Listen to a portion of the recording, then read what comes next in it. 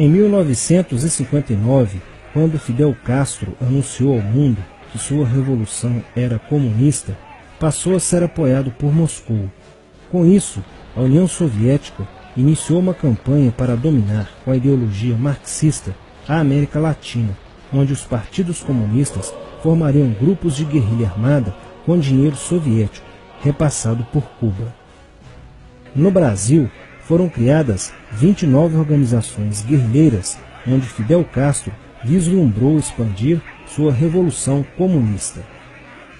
Em 1961, o presidente do Brasil, Jânio Quadros, condecorou o guerrilheiro cubano Che Guevara com a Ordem do Cruzeiro do Sul, sem imaginar que 4 meses antes o Partido Comunista Brasileiro acertara com Fidel Castro o envio de jovens brasileiros para o treinamento de guerrilha em Cuba, com a finalidade de preparar quadros revolucionários que desencadeariam a luta armada no Brasil. As ações armadas já existiam antes de 1964 no governo de João Goulart, através das Ligas Camponesas de Francisco Julião e do Grupo dos 11 de Leonel Brizola.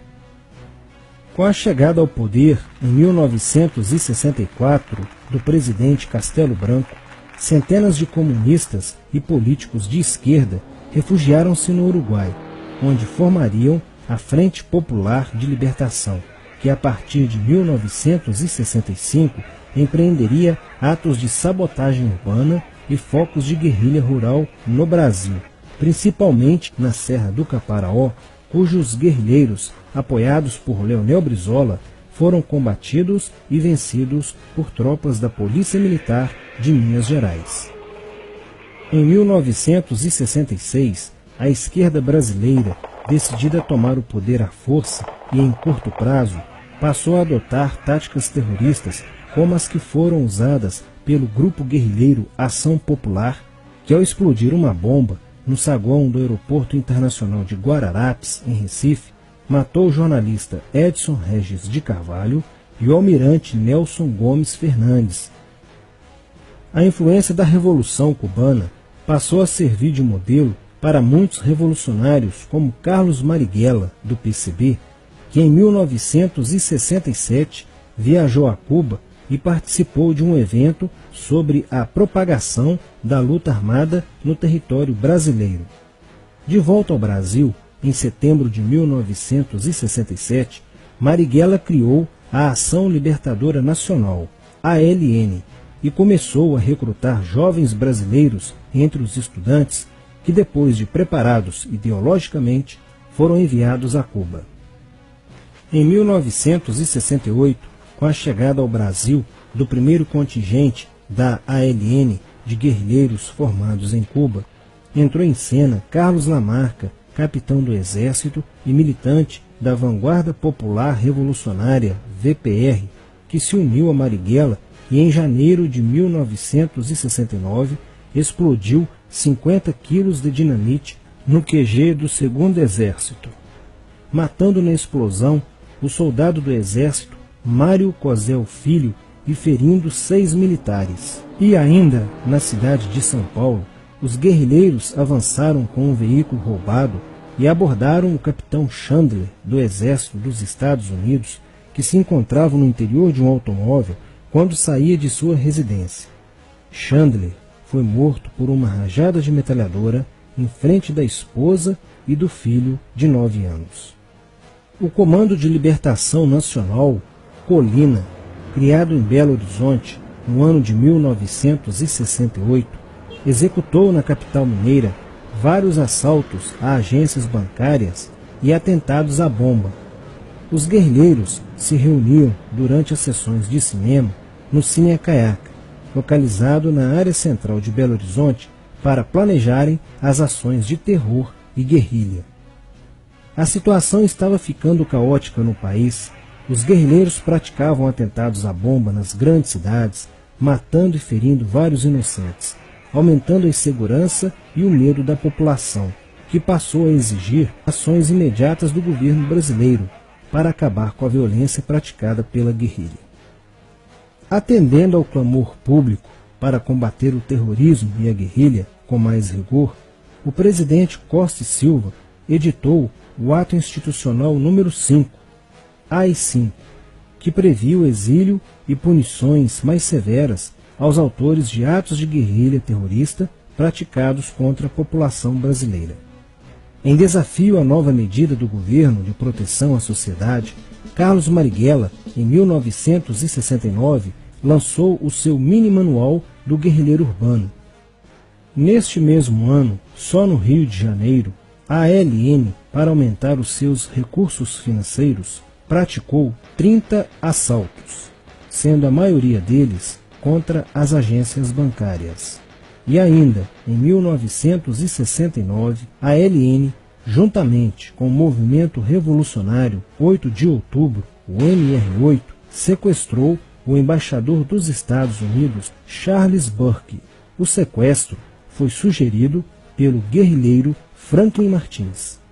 Os guerrilheiros exigiram a libertação de 15 presos políticos, dentre os quais se encontrava José Dirceu. A exigência foi prontamente atendida pelo governo militar. A ALN estava prestes a sofrer um grande golpe quando Marighella começou a cair. Após a prisão de um militante de sua organização, no dia 1º de outubro de 1969. Os dados fornecidos pelo militante da ALN preso coincidiram com informações prestadas por outro militante da VPR, que também denunciou o envolvimento de vários religiosos com grupos de guerrilha, entre eles Frei Beto. Quando Frei Fernando e Frei Ivo, também envolvidos com os grupos guerrilheiros, foram presos e logo após interrogados, os religiosos entregaram o ponto de contato de Carlos Marighella, na cidade de São Paulo. No dia 4 de novembro de 1969, o ponto foi cercado pela polícia, onde Marighella, percebendo o cerco, reagiu e foi morto. Depois da morte de Marighella, centenas de guerrilheiros foram presos e mais de 300 armas apreendidas. 2 sequestros de diplomatas, o embaixador alemão Enfried von Hollenberg e o cônsul japonês Nobuo Okushi, foram feitos às pressas, para libertar os guerrilheiros que continuavam presos. Inspirados no marxismo cultural, vários militantes da esquerda brasileira iniciaram a estruturação de uma organização que se infiltrou nas faculdades brasileiras, bem como no meio artístico e cultural, e principalmente nas edições de jornais, setores estes com grande poder de influência sobre a formação da opinião popular. Durante as manifestações, vários militantes comunistas, usando armas de fogo, eram infiltrados no movimento estudantil e disparavam contra os manifestantes, na intenção de colocar a opinião pública contra o regime militar.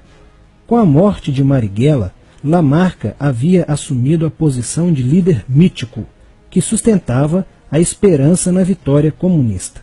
Em 1970, quando o embaixador suíço Giovanni Butcher foi sequestrado, o governo se recusou a soltar os presos da lista apresentada pelos guerrilheiros.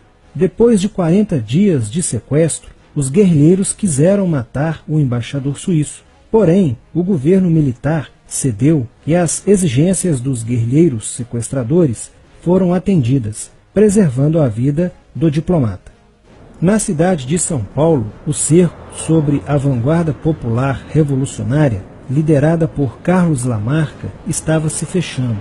Isso fez com que Lamarca fugisse para o Vale da Ribeira e montasse um campo de treinamento para a guerrilha. Na tentativa de descobrir este campo, tropas da Polícia Militar do estado de São Paulo foram deslocadas para a região. No dia 8 de maio de 1970, um pelotão comandado pelo tenente da Polícia Militar, Alberto Mendes Júnior, foi emboscado e rendido por guerrilheiros da VPR. O tenente Mendes foi feito refém e obrigado a seguir com os guerrilheiros na direção de 7 Barras. Depois de um dia e meio andando pela mata, Lamarca formou um tribunal revolucionário e decidiu matar o tenente Mendes, que teve o crânio esmagado por coronhadas de fuzil desferidas pelos guerrilheiros Diógenes e Fujimori. Apesar do cerco, Lamarca conseguiu escapar e em 1971 chegou ao sertão da Bahia. Depoimentos de guerrilheiros presos em Salvador levaram o exército ao esconderijo de Lamarca, que, estando armado de metralhadora, reagiu à prisão e foi morto. Após a morte de Lamarca, o número de militantes presos era bem maior que o número de guerrilheiros em ação no Brasil.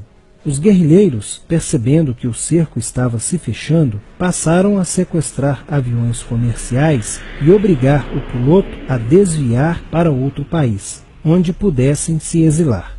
4 desses aviões foram desviados para Cuba. Os guerrilheiros comunistas estavam perdendo a guerra.